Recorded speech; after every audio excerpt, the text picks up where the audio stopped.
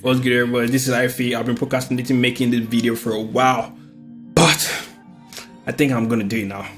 So I'll be comparing BeatStars Distribution Services and DistroKid.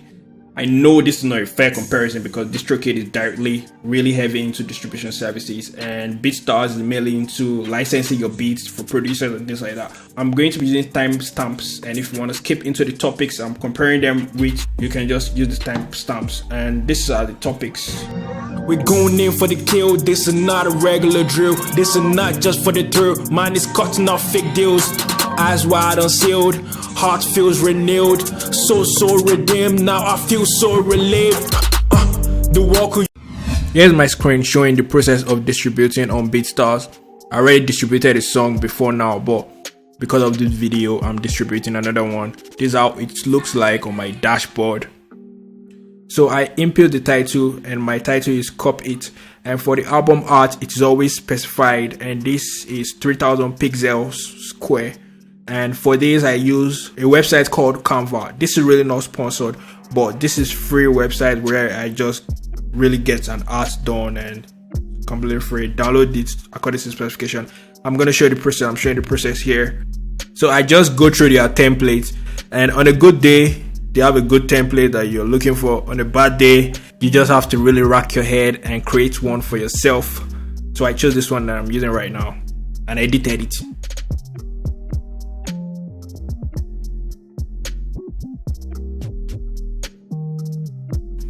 So after a couple of edits, I was satisfied with the result, so I hit the download button, and according to the BeatStars specification, I set the download to download in 3000 pixel and JPEG, and I uploaded it back to BeatStars. Filling the rest of the form, you have to know if you set any crossword and check explicit if you set any, and fill the rest of the form and go on to the next step. If you don't have answers to some of the things being asked, as long as it's optional, you can ignore it. And if you don't have a record label name, just cook up one right now. The C line and the P line on BeatStars are meant to be like the copyright thing for the record label. So that's where you need your record label name. It goes in that format, the year and the record label name. Mine is HiFiTech. Was filled because I've released before. Once you double check that you filled your details right, you hit the next button. Then you upload the file. I will use 32 bits and 48 kilohertz sample rate because I really don't want to get rejected and repeat myself. For the composer, input your government name if you're the one that wrote the song. The next step, select all the photo stores. Then next step, and the rest is self-explanatory.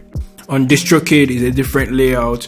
It's just one page, and I know for a beginner it might look overwhelming, but trust me, after doing it the first time it gets really easy. If you don't have a profile on like Spotify and iTunes, you can check the option for DistroKid to create a new one for you, and the next time you want to upload, it's going to add to that profile. For the album art, DistroKid allows you to upload PNG, JPEG and GIF. BeatStars only allows you to upload JPEG. They're both 3000 pixels. The details you have to fill on DistroKid is basically the same across all distribution services like you saw on BeatStars, but DistroKid form explains some things more, like the details explain it more for beginners to understand, and it has extra features if you want to opt in for additional things like leaving your song permanently on the store, which I really like. I'm using the label plan on DistroKid, so some things might be missing if you're using the musician plan, but I'm going to talk more about this when I'm talking about the pricing. Now for the communication with the user, I'm basically talking about the emails you get after you submit your music. For BeatStars, the first thing you get is your album is under review. Then the second thing you get, if it is approved, is this. But if it is rejected, then you get this other email talking about why it's rejected, and you have to find out exactly what they were rejecting it for. When it gets approved on BeatStars, you can check the email of the approval to click the link to see the stores it has been distributed to. You don't get any other email after that.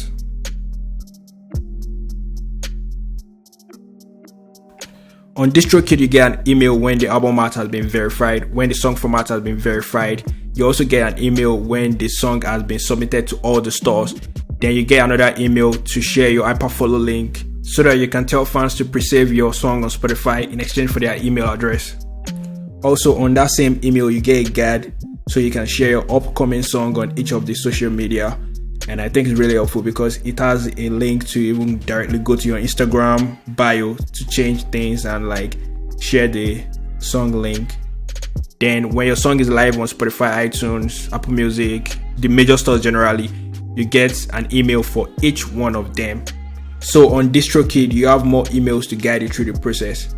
But unfortunately, I do not have any email to show you if an album was rejected on DistroKid. Like I showed in the previous slide, on the hyperfollow link, DistroKid shows exactly where your song is in each of the major stores, which I really find helpful. And DistroKid distributes only to the 18 major stores, while BeatStars distributes to 40 stores. According to DistroKid, they don't want complication because the smaller stores don't necessarily make the bigger profits. So for BeatStars, this is your distribution dashboard. You click here, distribution, you check your releases here, then you go to new release to add new and album or single. Then obviously you can go to your settings and change some things here. Then your collaboration, if you have people you want to collaborate with. Now for DistroKid, it's not as aesthetically attractive as BeatStars, but it's much simpler and direct, straight to the point, because if I want to upload it, I just click upload here. And if I want to check my music here, I just click my music here. If I want to check themes, automated payment to everyone on your team.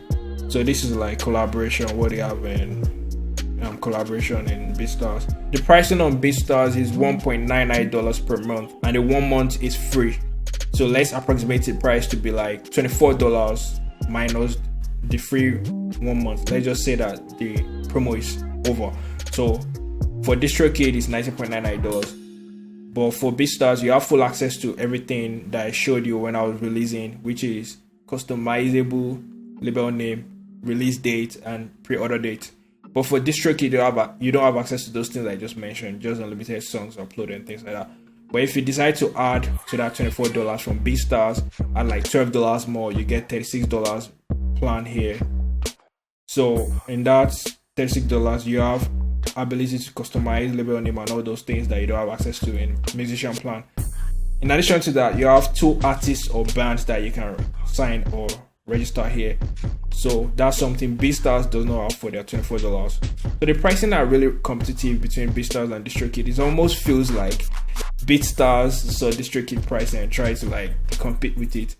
Now, in addition to everything I said, DistroKid has daily stats. You can have daily access to daily stats, which is really helpful in my opinion. But BeatStars does not have daily stats in their dashboard. They only have something about emailing the user if they have an important rise in plays and things like that, or the threshold. I think they will email the user. I've never experienced it before, but I think I read it from their news. Now the last thing is that the label plan, which is a very good deal for your money in my opinion, you save up to 40% because you have access to sign 5 to 100 artists or bands. So this is like the most cost effective in my opinion, and this is the one I used to show you the uploading process. So really it depends on you which one you want to go for.